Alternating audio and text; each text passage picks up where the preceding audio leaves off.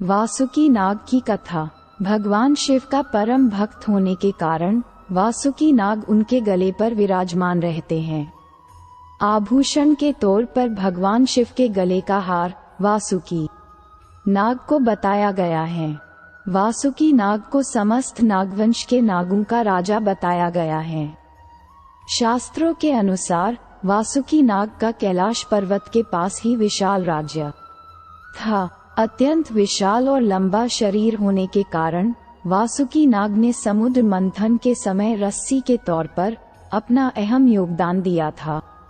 वासुकी नाग के मस्तक पर नागमणि होती है। ऐसा माना जाता है कि सर्वप्रथम शिवलिंग की पूजा का प्रचलन वासुकी नाग के कारण ही शुरू हुई थी। बताया जाता है कि कुंती पुत्र भीम को 10,000 हाथियों के बल का वरदान वासुकी नाग ने ही दिया था। भगवान शिव के गले में लिपटे नाग का नाम ही वासुकी नाग है, जो शिव के परम भक्त माने जाते हैं। शिव जी ने वासुकी की भक्ति से प्रसन्न होकर अपने गणों में शामिल किया था। आपने भगवान शंकर की जितनी भी तस्वीर देखी होंगी, उनके गले में जो नाग लिपटा हुआ है वो वासुकी नाग ही हैं। बिना वासुकी नाग के भगवान शिव की छवि अधूरी लगती है।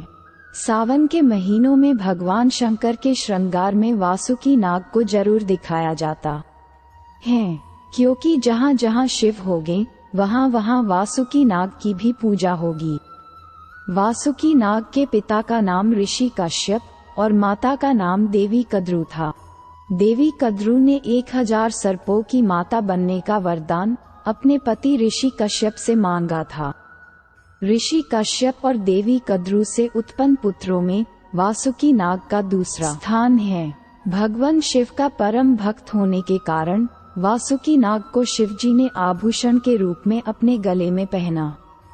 पुराणों में नागवंश के राजा वासुकी नाग की पत्नी का नाम देवी शतशीर्षा बताया गया है। देवी शतशीर्षा को कई ग्रंथों में भी वासुकी नाग की पत्नी बताया गया है।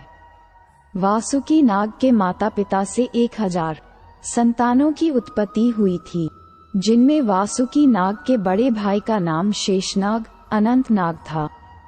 शेषनाग भगवान विष्णु के परम भक्त होने के कारण विष्णु जी शैया स्वरूप उन पर विद्यमान रहते हैं। माता कद्रू से उत्पन्न पुत्र कालिया नाग, तक्षक नाग, करकोटक नाग, पिंगला नाग, धृतराष्ट्र नाग, शंखपाल नाग, पद्मनाग, महानाग आदि अन्य नाग उनके छोटे भाई बताए जाते हैं। शेषनाग के छोटे भाई व कैलाश पर्वत के आसपास का क्षेत्र के राजा वासुकी नाग का अत्यंत ही विशाल और लंबा शरीर था, जिस वजह से समुद्र मंथन के दौरान वासुकी नाग को देवता और दानवों ने मंदराचल पर्वत को मथनी करने के लिए रस्सी के रूप में लपेटकर मंथन किया। अगर वासुकी नाग ने अपना सहयोग न दिया होता तो समुद्र मंथन करना असंभव था। वासुकी नाग की वजह से ही समुद्र मंथन हो पाया था। इसलिए परहित में निस्वार्थ भावना किए गए उपकार को सदैव याद किया जाता है। वासुकी नाग को समुद्र मंथन के दौरान मेरु पर्वत के चारों रस्सी के रूप में लपेटकर देवता और दानवों ने समुद्र मंथन किया था। समुद्र मंथन के दौरान वासुकी नाग का शरीर खून से लथपथ हो गया था। उनकी इस हालत को देखकर भगवान शंकर ने उनको अपने गणों में शामिल कर लिया। भगवान शंकर ने वासुकी नाग के इस उपकार के बदले अपने हमेशा के लिए गले का हार बना लिया। बताया जाता है कि वासुकी नाग त्रिपुरदाह के समय भगवान शिव के धनुष की डोर भी बने थे। शास्त्रों के अनुसार वासुकी नाग के 5 सिर बताए जाते हैं और उनके बड़े भाई शेषनाग को बहुमुखी सिरों का स्वामी बताया जाता है, जिन्होंने अपने बहुमुखी सिरों पर समस्त ग्रहों ब्रह्मांडों का भार उठा रखा है। नागपंचमी के दिन से शिव जी की पूजा करने से वो बहुत प्रसन्न होते हैं। शेषनाग के बाद वासुकी नाग की भी पूजा भी नागपंचमी के दिन जरूर करनी चाहिए। इस प्रकार पूजा करने से पूजा का फल कई गुना बढ़ जाता है। आशा करता हूँ दोस्तों आपको वासुकी नाग की यह कहानी अच्छी लगी होगी।